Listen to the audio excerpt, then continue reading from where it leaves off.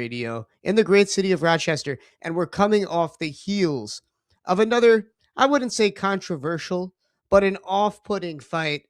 If you're paying attention to boxing, Sebastian Fundora has beaten Keith Thurman in what seems like almost an unfair match. And I've got Danique Liddell here to break it down. Danique Liddell, of course, from my boxing point of view. Danique, how are you on this beautiful morning?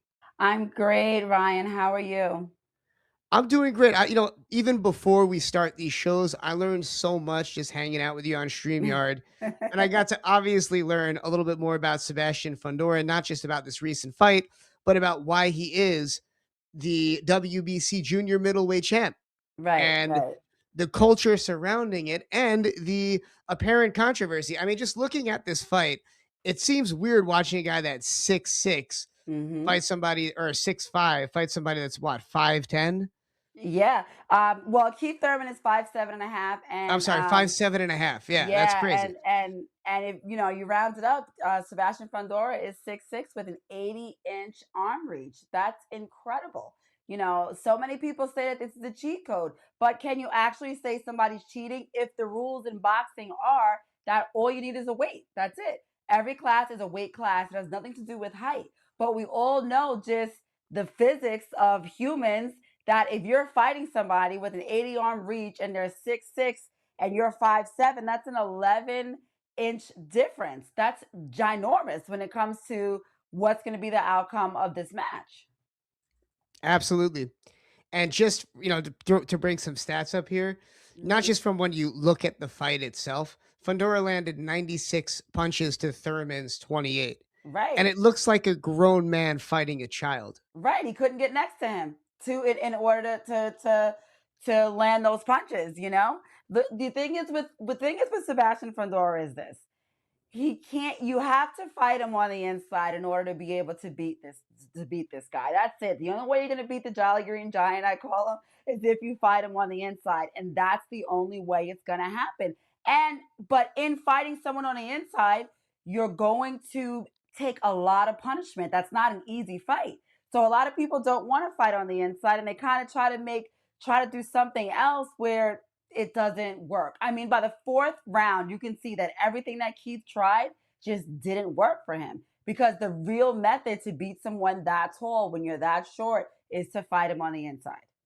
So there is a chance for him. Like, as we say, he was knocked out once in the past. His one loss came Right. when he fought Brian Mendoza. hmm He But fought him since on the then, inside. But and if you look at clips with Brian Mendoza, if you look at that fight, he took a lot of punishment. Brian Mendoza took a lot of punishment in order to knock down and be victorious in that fight. He took a lot of punishment, but he fought him on the inside, and it was the best thing that I ever seen, because it proved that he could be beaten.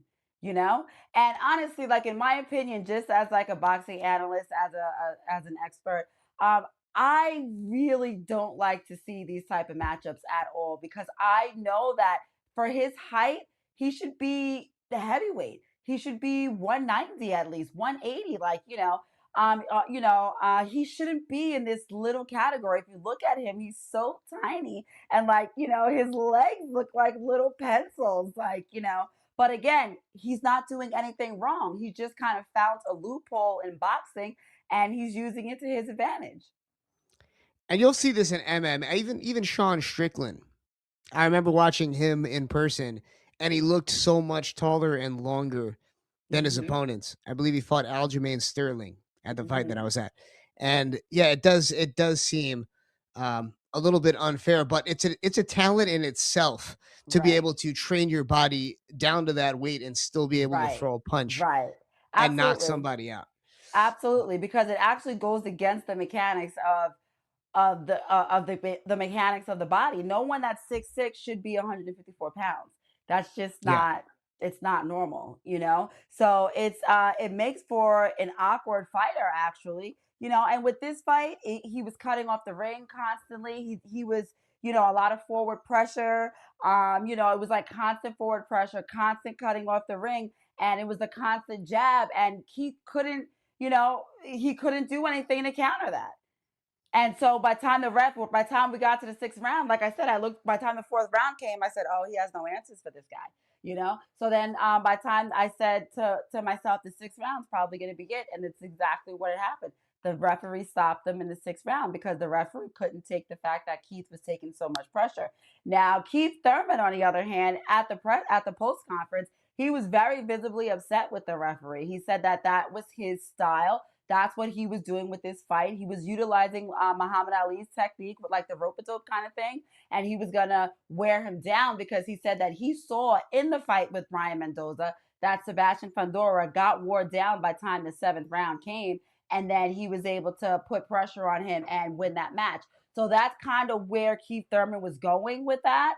So he kind of wanted to bait him into tire him out, and then apply more pressure toward the, after the seventh round had happened. But the referee didn't let him get there, and the fans are split. A lot of people are saying, "Oh my God, Thurman, you were going to die in there. Forget about it. He did you a favor." We're not saying rest in peace to Keith Thurman, and other people are saying that Keith didn't have the time to what it takes to execute to beat somebody like Sebastian Fundora. And another thing is Keith Thurman's been off for 3 years, so almost 3.5 years. His last fight was in 2022. So, And that's that kind of an also makes a huge difference. would you say that's almost like an unproving choice when you're the champion to take somebody like that on, a guy that hasn't fought in 3 years and that is 5'7", especially when the 154 division is split. Xander Hmm. Zayas has the Hmm. WBA, the WO. Hmm. Josh Kelly has the IBF. Hmm.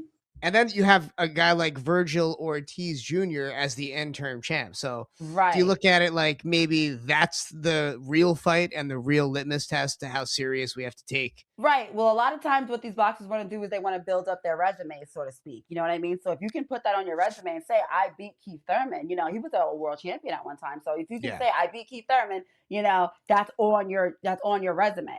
Whether he was past his prime, hadn't fought since 2022, which is 3.5 years, you still put it on your resume that you beat Keith Thurman.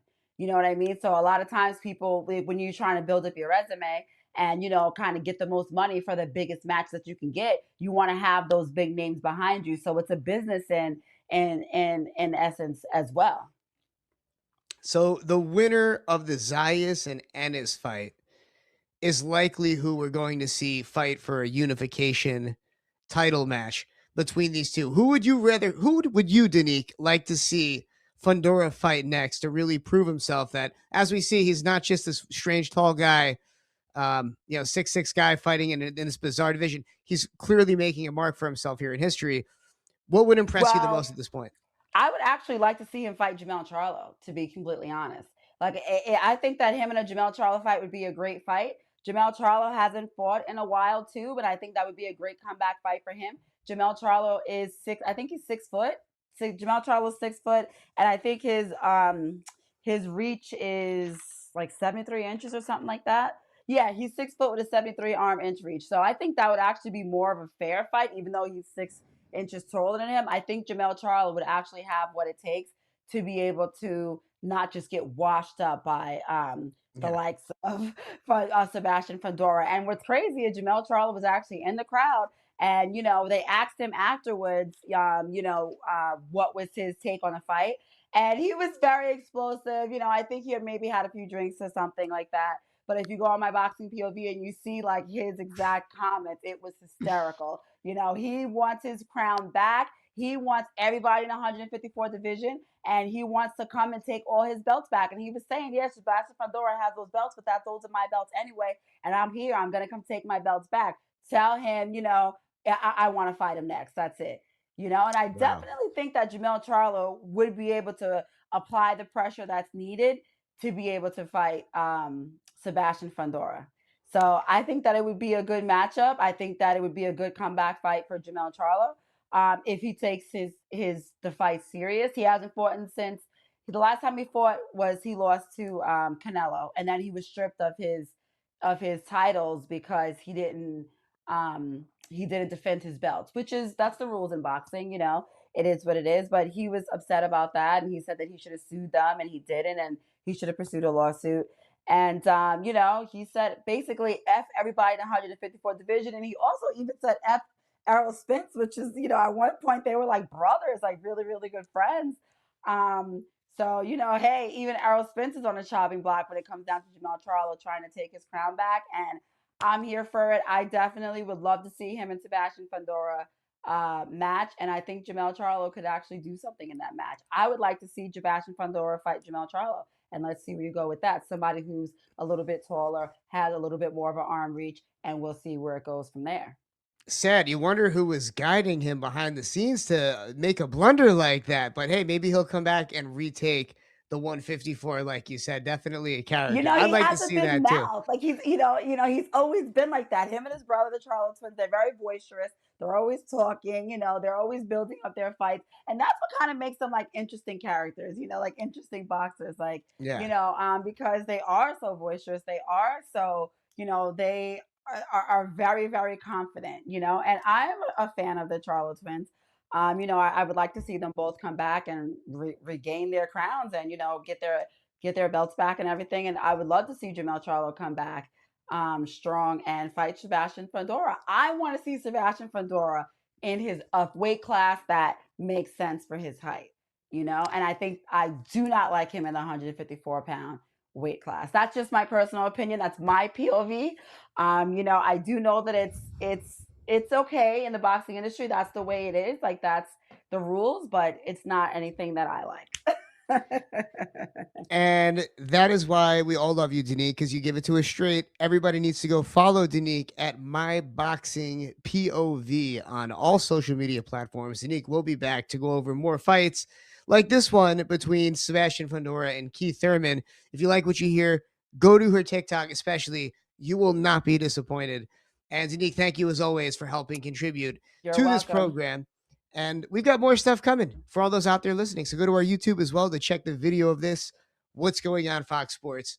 And Danique, have an amazing rest of your day. Folks that are listening, don't go anywhere. We're going to be back after a brief message from our sponsors right here on Fox